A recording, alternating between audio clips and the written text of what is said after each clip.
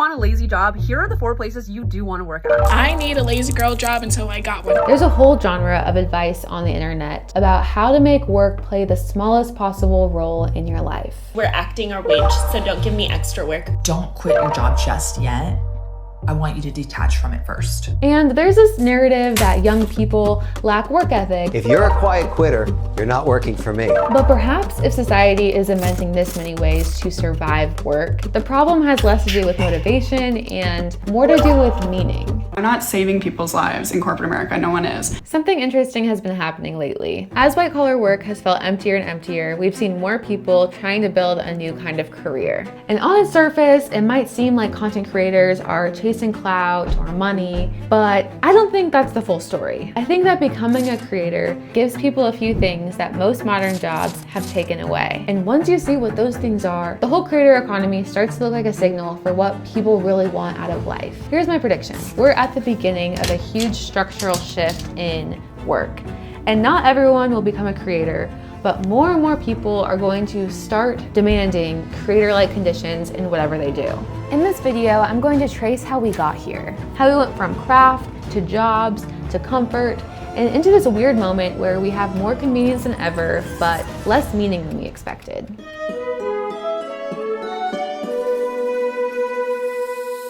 Before corporate ladders, before resumes, work was woven into your household, your neighborhood, and your identity. Think about the pre-industrial world of small producers, the cobbler, the tailor, the farmer, the printer. Your work wasn't something that you left behind at the end of the day. Your customers were your neighbors, and the rhythms of work, family, and community were the same rhythms. They're the same picture. In that world, work carried meaning because you could see its purpose up close. You made a thing for people you knew, in a place where you belonged. And even if you weren't rich, you usually had some relationship to your tools, to your process, to your craft. Craftsmanship is thought of as quality of work, and more than that, doing good work for its own sake. It wasn't just about earning money, it was a way to be somebody. And then the Industrial Revolution happened.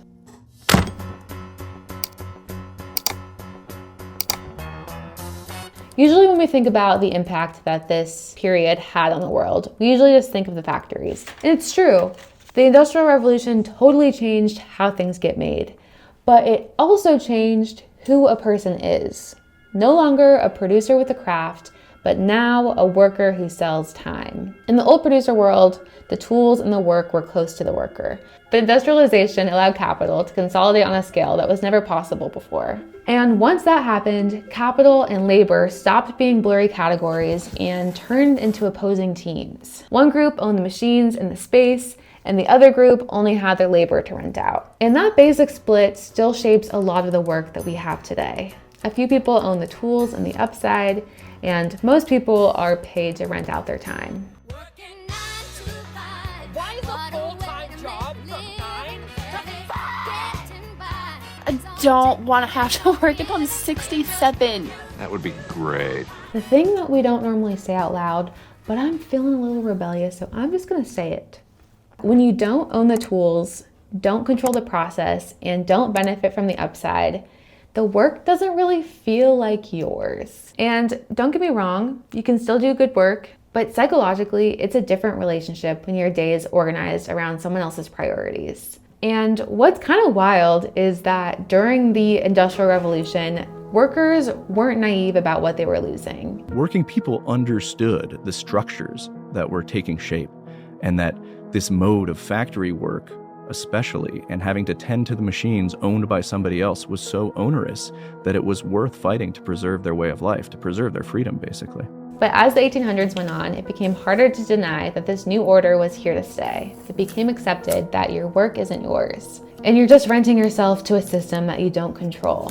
Work is no longer a reliable source for meaning, and it's just something you do to survive. And just like that, now society agrees that work is evil. Now we need to go find meaning from somewhere else. In the late 1800s and early 1900s, people argued about what should replace the old producer world. One camp said workers should control the means of production, And the other camp, the one that basically won in the US, said, keep private companies, but ensure the ordinary person can live well. And the way to live well was increasingly defined as consumption. More goods, cheaper goods, more convenience, more choice. Meaning doesn't have to come from what you make anymore. It can come from what you can afford, and eventually from the leisure you get to enjoy. Lose yourself in luxury. If work is going to be less personal and less owned, then at least life gets easier. At least we get comfort. What a relief! And to be fair, life before industrialization definitely needed to get easier. Your grandmothers didn't have any of these modern electrical conveniences, and they not only washed the dishes, but they swept the floor, they churned the butter, they baked the bread, they did the laundry, and they made their own clothes. Sure, where are those women today? Dead. And it really didn't take long for consumption to redefine what a free life looks like. You may not own your work anymore, but you're free as a consumer. You'll find comfortable Lazy Boy chairs like this and hundreds more, all on sale during our Lazy Boy Showcase shops. Free to choose, free to upgrade, free to want more. Now sale price from $248. Save big on sofas and sleepers. But for most of history, freedom meant some version of self-mastery. Like you're not totally owned by your impulses. You can choose what matters to you.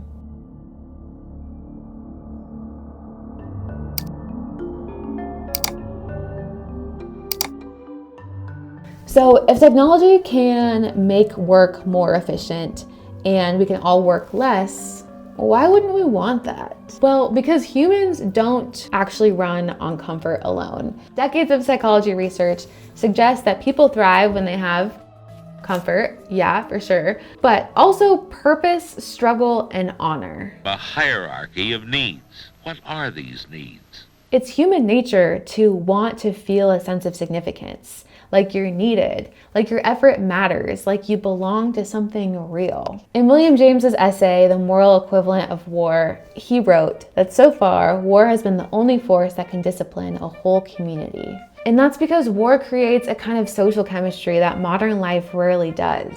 Shared stakes, shared sacrifice, and a clear sense that what you do matters to other people. So if our cultural story is that progress means eliminating struggle, we run into a problem, because what happens to the part of us that needs a worthy struggle? I love struggling, actually. You do? Yeah, it makes me feel alive. We want to be part of something that deserves our effort. And we've actually seen a version of that exist before in the workplace. For a stretch in the mid-20th century, more people had work that felt like it mattered.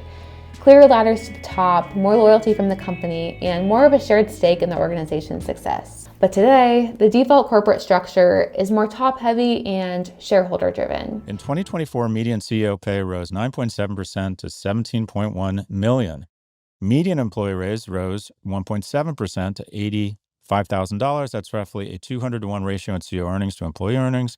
In the 60s and 70s, it was much closer to 20 or 30-to-1. And the thing is that modern companies, they know about this human psychology stuff. They know that we crave purpose and community, and so they try to fill that void with... Oh, and remember, next Friday is Hawaiian Shirt Day.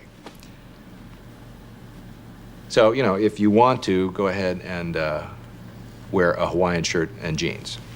These corporations aren't offering the things that actually make us feel meaning. All they can give us is culture that's ultimately performative. Because the system wasn't built for the workers. They're not the main character. So all this time we've been getting better at producing comfort while getting worse at distributing dignity. And this has taken a big toll on our souls, right? Because even when we get more stuff, more choice, more leisure, something still feels missing. Instead of a flourishing culture of meaningful leisure, a lot of us got retail therapy or closing our working screen to open up another screen where our free time goes to evaporate. And the point here is not that comfort is bad, it's just that comfort is incomplete. We want to be comfortable, yeah, and we also want to matter. And if your job treats you like you're interchangeable, like you're just another line on an org chart, then work isn't going to be a reliable source of meaning in your life. How could it be? It's not asking for your authorship. It's not giving you a real stake in the outcome. When the era of personal computing showed up, It didn't just change what we're now capable of. It reopened something that's been closed for a long time now. A door back to tools. This was a publication that inspired people like Steve Jobs to build the world that we're living in now. A realm of intimate personal power is developing.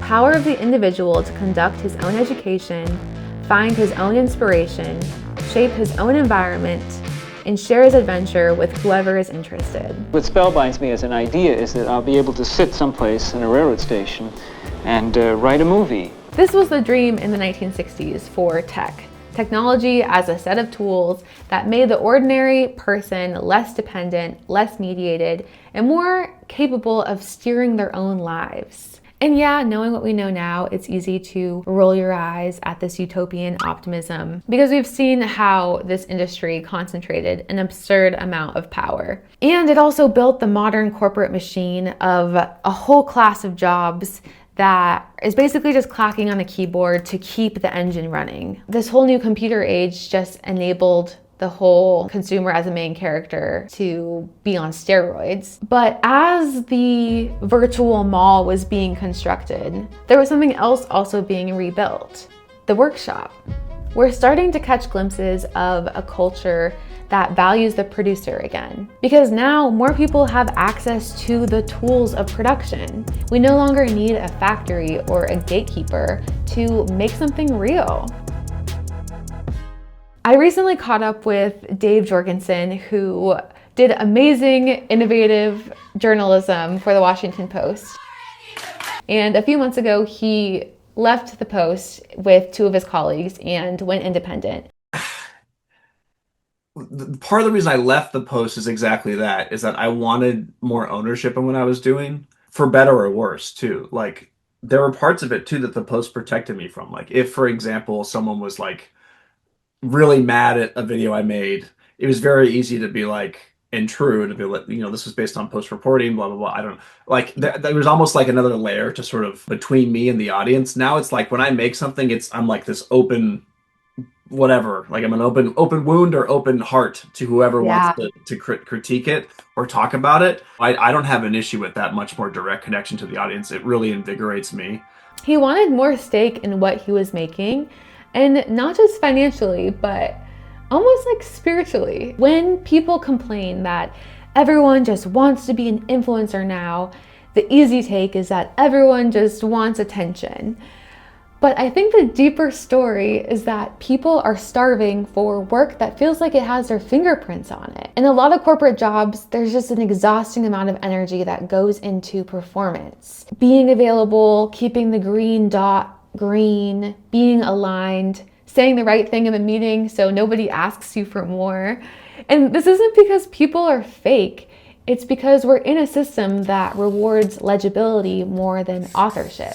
I just stare at my desk, but it looks like I'm working. Creator work is like the opposite kind of pressure. If you publish under your own name, you can't coast on vibes or hide behind process or bureaucracy. You either make something real or you don't. Before it was like, if I wanted to change up how I was doing content, I had to like go through 10 people. Now it's like, I can just immediately make that shift the next day. And that to what you're saying is better, because I can actually, like, I feel like I have more ownership in it, and I feel more responsibility for it, which I actually prefer. There's this interview with the YouTuber Ryan Trahan talking about how he pays his editors, and I haven't been able to stop thinking about it since I first saw it. I found two guys, and I committed. I told myself, no matter how much money we make, I'm gonna stick with these two. I'm not gonna hire more people because I love them to death, and I'm not gonna have a ceiling on how much they can make. So I feel like it's actually become much more of a partnership, and they know how much we make as a channel too. And I think if they can see how much they make and we have that accountability, then that leads me to try to eliminate greed from my life and just be transparent with them. Like, I want them to achieve their financial goals through this because they're helping me do that as well. For a long time, the blueprint for starting a business was to do what the corporations did. Get labor for as cheap as possible, extract everything you can from them, get a sweet margin, and amass as much wealth as possible for the shareholders. But now there's this new generation of creators or founders who are challenging this system. They're choosing less extraction and more participation. For the last century, the advertising industry has done a great job at convincing us the good life is found in comfort and consumption. But when we see how many people are becoming creators, I feel like that signals a sort of mass awakening. We're realizing that all that consumption leaves us with a void that only contribution can fill. We want to be authors again. And it's true that being a creator on the internet is definitely the most visible way to be an author. But it isn't the only way to reclaim our tools, our responsibility, and real participation in our work. These are things that can be part of any business. For the past 3 years, I've been part of building a worker-owned agency alongside my business partners, shout out to Maria and Jeff. And we do creative projects mostly for education-based nonprofits. We share everything, the responsibilities, the decision-making, the profits, and we're just part of a bigger trend that's been happening. Since 2020, worker co-ops and democratic workplaces have grown by 34%. People are forming collectives and guilds and tiny studios. There's now some new business structures that allow artists to pool together their resources and share upside. There are all kinds of experiments happening across industries that are helping to restore dignity and craft in our work. And that's why I'm hopeful about the future, because maybe together we can create a new system. A system where work isn't something that we have to escape from, but is instead a meaningful addition to our lives. I'd love to hear from you in the comments about what would make work feel more like yours. And do you think that this producer mindset could ever scale to the whole economy? Or do you think it'll always remain a niche movement? Let me know what you think.